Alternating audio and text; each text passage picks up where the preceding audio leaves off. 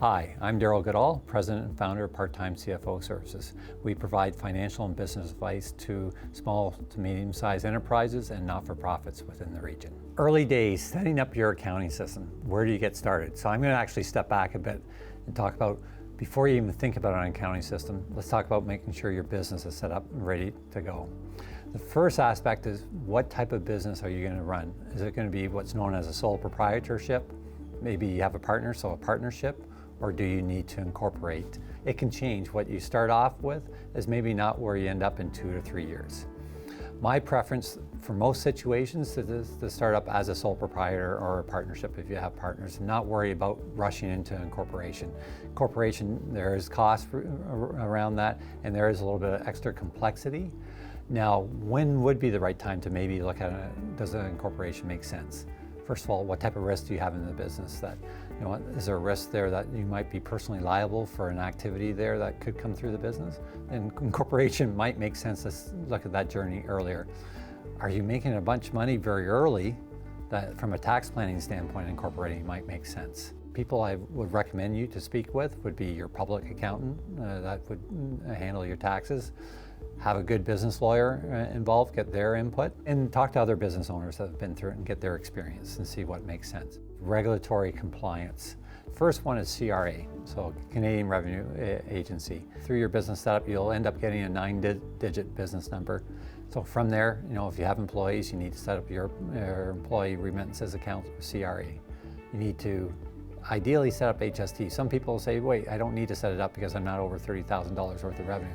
There's actually a business case for, especially if you're a B2B, to set it up right away, because your expenses that you're paying, when you do have an HST number, you get the HST refunded back from that end. So it's cash positive for your business to do that.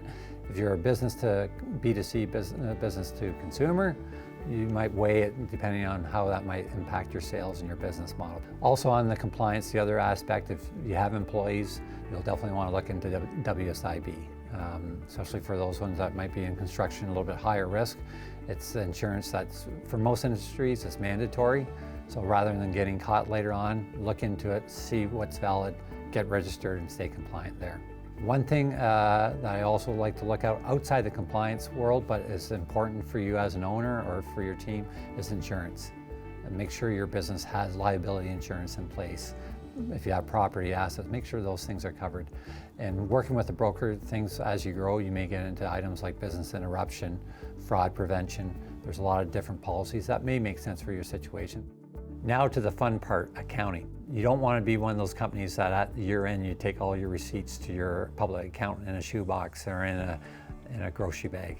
That is not good for you, it's not good for the business, and it'll cost you a bunch on that side. The first question that you need to ask yourself is, am I a DIYer or do I outsource this solution? Between QuickBooks, Sage, and all these online platforms, there's a lot of easy systems that are set up for the non-accountant that can actually keep their numbers and their books going there. Now that you have your accounting solution in place, what's the most important thing? It's to use it. Figure out how often you're going to record your transactions. Doing once a month is probably not enough. I know some might do it daily, that depending on your day, but at least weekly you should be updating all the transactions within your system as you start. As you grow, you'll actually establish processes that make sense, from everything from invoicing, payroll, payables, remittances payments. You'll get in a routine and stay on that routine. For those DIYers out there, one key thing when you are doing your own books, do your bank reconciliations. If you don't have a large volume, make sure you're doing them monthly, that things tie, because there will be times that transactions, first of all, you want to be on top of your bank just in case there's a potential for fraud or someone getting into your bank, so you need to review that and check that with your accounting system. And also, when you're looking at your numbers, analyzing your business, you want to ensure all your transactions are in there. And a bank reconciliation is a fundamental process in accounting to do that. As you're setting up your accounting system, you want to think about record retention. Am I going to be paperless? Am I going to be electronic? Where I'm going to keep that? How is that going to be secure? So in the event of audit, or even for yourself within the business, when you want to pull up that root document to look at and say, what happened here? How do you do that? Last but not least, CRA filings. Make sure you're on top of those from a timely standpoint. So when you're setting up, you have the option in most categories like HST to select frequency. A lot of times if you're HST payer, to start off as a new business, I would select annual. If you're one that would be getting HST refunds, depending on the level of the refunds, you may select monthly or quarterly from that end. Once you become a more mature business, CRA will tell you exactly what your frequency is later on, but at least to start, you get to make the initial selection. The other aspect is payroll remittances. Depending on your amount of your payroll, at minimum you'll be filing those monthly. Stay on top of that.